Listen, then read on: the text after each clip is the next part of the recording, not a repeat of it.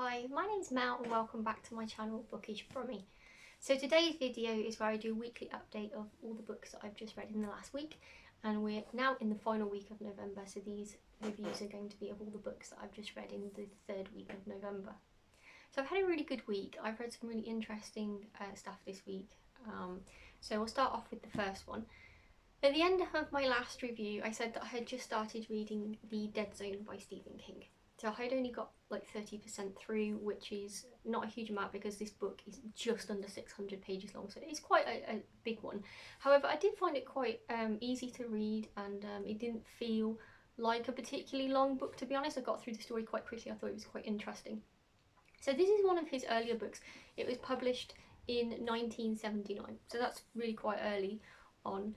And it was a really interesting story. So we're following this main character called Johnny Smith, and it starts off when he's a child and he gets a head injury when he's outside ice skating.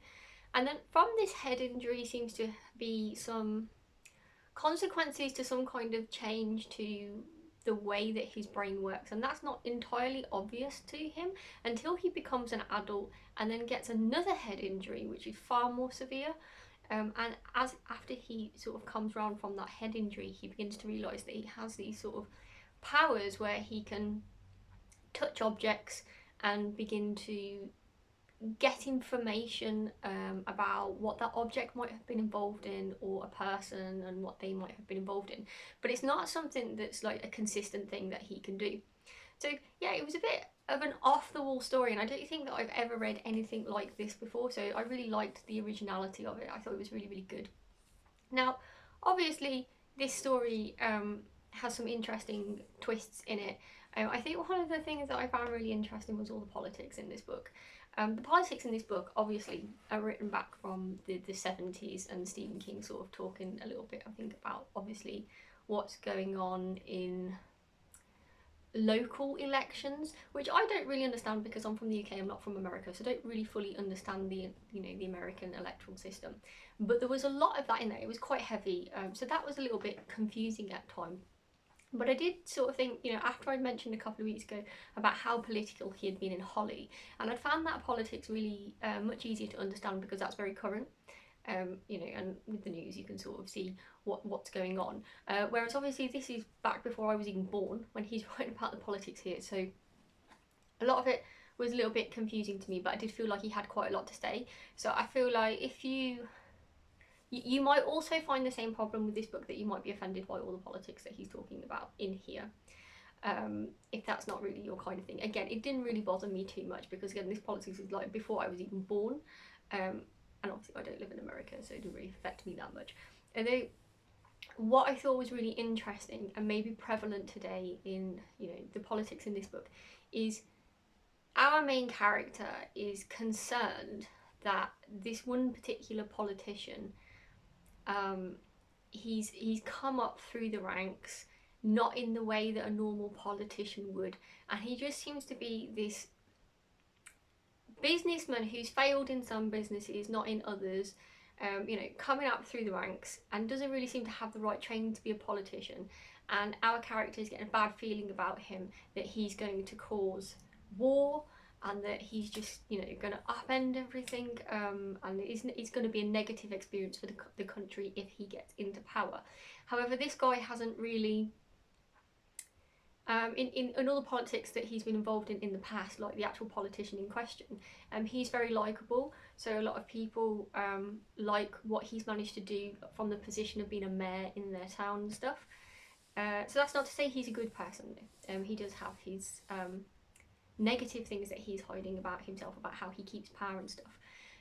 But I did sort of see how this could sort of run along with how people might consider Donald Trump's rise to power sort of reflected in this character a little bit. So I thought that was quite interesting because obviously that wasn't a situation that was going on in 1979.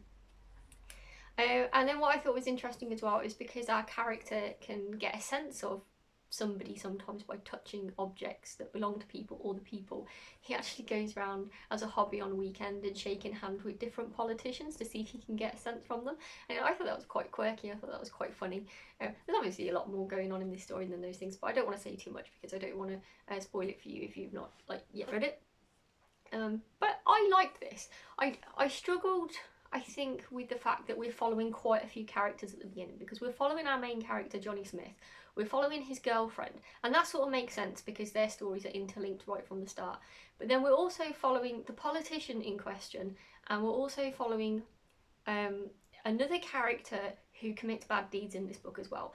And neither of those two characters are linked to Johnny Smith initially or his girlfriend, and they're also not linked to each other.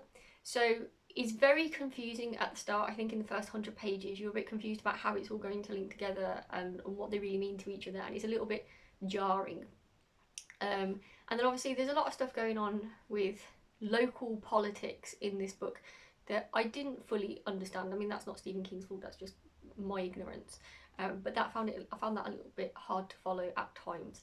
So I don't think I could rate this a 5-star because I didn't get the same feeling, you know, that I sort of got when I sat down and read like Mr. Mercedes, and it was just like, you know, I didn't have to ask any other questions. I just fully understood everything that was going on in the text and really enjoyed the story. But I don't dislike this book at all. I'd probably give it a 4.25. It's really off the wall and it's a really original story idea. And yeah, I really liked it. I would definitely read it again. So yeah, I'd rate this at 4.25 stars. It's definitely like paranormal kind of horror going on in that. So if that's your thing, yeah, give it a go. So after I read that one, I decided to go for Isaac Asimov, Nightfall and Other Stories. Now, I was wanting to read or start reading some sci-fi because on the challenge I've been doing this year, there are certain types of book I have to read in order to tick off the points on the challenge, and one of them was to read sci-fi. Sci-fi is not something that I've particularly read a lot of, and although I like dystopian novels and they sort of fall into the sci-fi genre bracket if you like, they're not full sci-fi in the sense of like, you know, space opera sort of sci-fi. And that's what I think worried me about sci-fi, because I'm not sure that I'm really a space opera person, and please don't come for me, but I don't like Star Trek, which is what I sort of think of when I think of sci-fi. So I was actually quite hesitant going into this book in a way. But one of the reasons why I'm doing this challenge is it's meant to open up new genres to you that you may have sort of thought, oh, that's probably not for me, and you haven't ever read it, and then, you know, you might read it and think, oh, I really enjoy this. And that's exactly what happened to me with this book. Now, I've previously said I find it quite difficult to sit down and read a short story collection all in one go. You sort of get a bit fatigued because, you know, the story's obviously not as long as a normal story. So if you sit and read them one after the other, your brain can't really appreciate the last thing because you're moving on to the next thing. Yeah, and there's like 23 stories in this book, so there's quite a lot in there. And they range, a lot at the start are about 40 pages in length, 40 to 30 pages.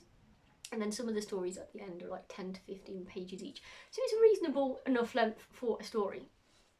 Now, I think that this book in the past had like 20 stories in it, because when I went on to Goodreads to see what people thought of it, there's a lot of people saying there were 20 stories in their book. So I think that this is a newer version of Nightfall and Other Stories. So this one is by Harper Voyager, and I really enjoyed every single one of the 23 stories in this book. I really surprised myself. I thought it was absolutely brilliant. Like, even the opening story just captured me, and I was like, wow. And I actually did sit and read this book over about 2.5 days, one story after another, and as soon as I would like get up to do something after I put the book down, I really was looking forward to coming back and getting to the next story in the book.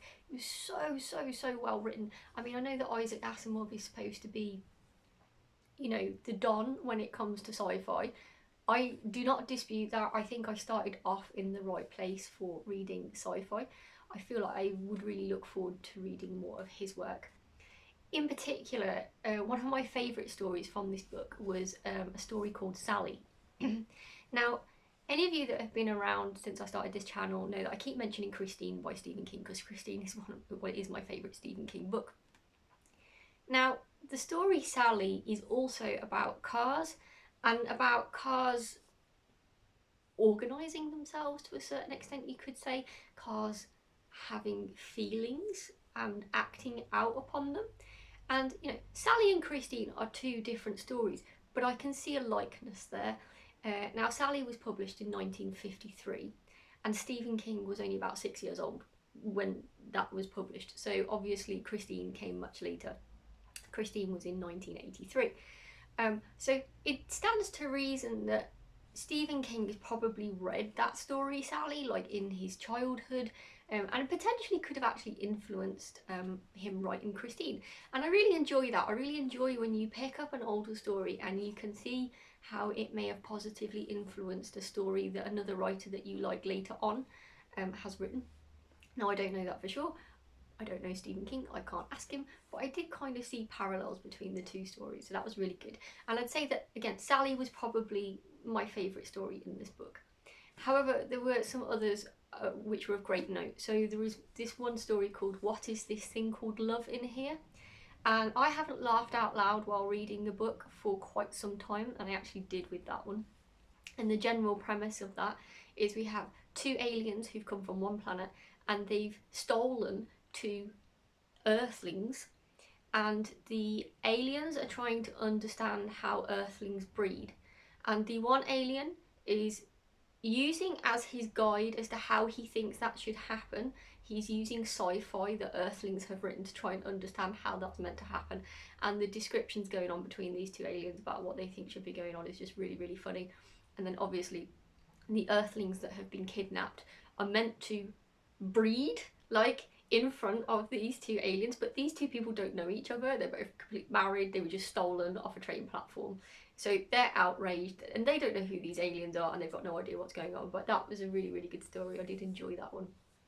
And then there is another story called Breeds They're a Man, and another one called Hostess. And again, both of those stories I really, really enjoyed. I mean, I can't say that I didn't enjoy any story in this book, because I enjoyed every single one. I could rave about this book on and on and on and on. I really feel this was such a positive find for this year. And even though I'd been putting off the sci-fi challenge for quite some time, I'm actually sad that I did, because I could have just been reading so much more Isaac Asimov by now. Really, you know, I can't rate this well enough. If you like sci-fi and you've read this book and you enjoyed it as much as I did, leave a comment below. And also, if you could recommend what my next read from Isaac Asimov should be, again, let me know in the comments down below. But I'm definitely rating this a 5, and I have never ever rated a story collection a 5 before, so that just shows how much I really enjoyed this book. Okay, and then the final book that I've been reading this week is Breaking the Dark by Lisa Jewell. Now, I'm only at 70% through this, so I can't really properly rate it this week. But within the competition points that I'm trying to do for this book challenge, one of them is to read a book that was gifted to you by somebody else. And this book was gifted to me by my boyfriend, and it's special for that purpose, because it's actually, he went to the supermarket and he knows that I like Lisa Jewell, and then he decided to buy it for me on a whim because he didn't think that I had it. And I just thought that that was really, really nice. So honestly, if anybody's watching this channel and you have a partner who's really bookish and they like reading, when your partner comes home from the supermarket with a book that they think you'll like, we really appreciate that. And off the back of that, because I thought that was a lovely gift, I'd actually met Lisa Jewell earlier this year at, it was like a crime book festival thing. And Lisa Jewell was there, and she was signing people's books, and you didn't have to buy the most recent book for her to sign, because her most recent one is Don't Let Him In. But you didn't have to buy the most recent one for her to sign. You could bring your books from home. So I actually bought my copy of this for Lisa Jewell to make it even more special, and asked her to sign it for me. So I actually do have it. And that's really, really nice. And she's like personalised that for me as well. So this book is really, really special. So I was saving it for this point of read a book that's been gifted to you. Now, I really like Lisa Jewell. She's one of my favourite authors, I have to say, especially, and not just for thrillers actually. I think Lisa Jewell must have written about 25 books now, but they're not all thrillers. She actually started her career off sort of writing rom-com type books. and she does a lot of exploratory of like the human condition, the human mind, different things like that. And she did a really good one about a hoarder, which was not a thriller really in any way, but it was really deep, the book was, and the characters always they're always facing something quite emotionally difficult, but she doesn't pick always necessarily the most obvious difficult human things to traverse. She'll pick random things. So like when she did the one with the hoarder, which is called The House We Grew Up In, that was really interesting, because actually hoarding affects quite a lot of people, but I don't think I've ever read a story on it, and she did that really, really well. But I wouldn't class it as a thriller. And then I think one of her first books was called Ralph's Party, and again that was like a rom-com, you know. So, and then there was a follow-up to that called After Party. But I say I'm very positive about Lisa Jewell. I've read, I think there's about 25, I think there's only about 5 that I haven't read, and I've actually been saving this I think all year, because I don't like to not have any Lisa Jewell to read, but I do have one left on my shelf still that I haven't read yet, so that's why I've sort of slowed down and not reading these as fast anymore, because I don't want to say that I finished reading them. I really enjoy them. So this is what I would say so far, because I'm 70% through with this. This is not Lisa Jewell's normal work. So it's not like a rom-com in any way, and it's not really your normal thriller. It seems that she has collaborated with Marvel, who wanted to start writing a series on the lesser known characters in the Marvel universe. So this book is focused on a character called Jessica Jones. I don't know that much about the lesser known Marvel characters. Like, I watched the odd Marvel film at the cinema, and I know a little bit about them. I don't dislike them, I don't mind the Marvel films, but I'm not an avid follower.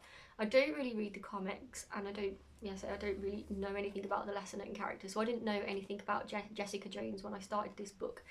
So in a way it's a thriller, but because our main character has superpowers, you've got to take that into consideration. There's kind of a fantastical element to it that is not normally in Lisa Jewell's stories, and that's the first time, as far as I'm aware, that she's ever written anything like that. So I was struggling with at the start. I think before I got to 100 pages I did wonder if I was going to do a do not finish on a Lisa Jewell book, and on a signed copy as well, no less, because I found it quite hard to get into. But after 100 pages it then started to pick up, and I have to admit I have a lot more interest in this now, and I have, you know, started enjoying reading it. I am now just over 300 pages, and I haven't felt like I don't want to not finish it for about 200, just over 200 pages now. So yeah, I think if you're an avid reader, like a normal reader of Lisa Jewell, and you're not really into superhero or fantastical elements in your thrillers, you may also struggle with this. But I say, just hang on. Like, I've just hung on and it's got a bit better for me. So I'm not going to do a full review because I don't know what the ending of this story is. I have no idea what the twist is, and I don't know how it all comes back together yet, because I've got about 140 pages or so to read, which is normally the best bit of the book because that's where it's all coming together. So yeah, my feelings towards this have definitely improved over the last couple of days of me reading it. So this week, as I say, I've had a little bit of a range. I feel like the books I've read this week have been slightly bigger than the ones I read the last week, which why it looks like maybe I haven't read as much, but I have been reading quite a lot, and I'm happy with what I've read, and I've also finished listening to an audiobook as well. But what I think I would do with my audiobooks is I think I'm going to do a separate video on them to talk about all the good ones that I've listened to this year, because I've listened to some crackers, like some really, really, really good ones. So for this week we'll just leave this into what I physically read. With regards to next week, obviously I'll hopefully be able to give you an updated review on Breaking the Dark. And then I'm also planning to try and have a go at the point on my book challenge, which is to read a second chance did not finish book, which again was another one of the points I was worrying about. But considering that I was really quite worried about the sci-fi point, and that has gone so well, honestly, I feel like just going to Amazon and filling up my basket with a bunch of sci-fi now. I'm a convert if it's all like that. I thought, you know, I'll have a go at the do not finish point because I might be pleasantly surprised. So you can join me later on this week for a video on that, because I've actually filmed a video where I've gone through all the books in my house that have bookmarks in that I haven't finished, and we'll have a chat about why I didn't finish them and which one I actually might read for this reading challenge. So that should be fun. And then I don't really know what else I will pick up. I will see what I'm in the mood for, I think, after I've done the did not finish book.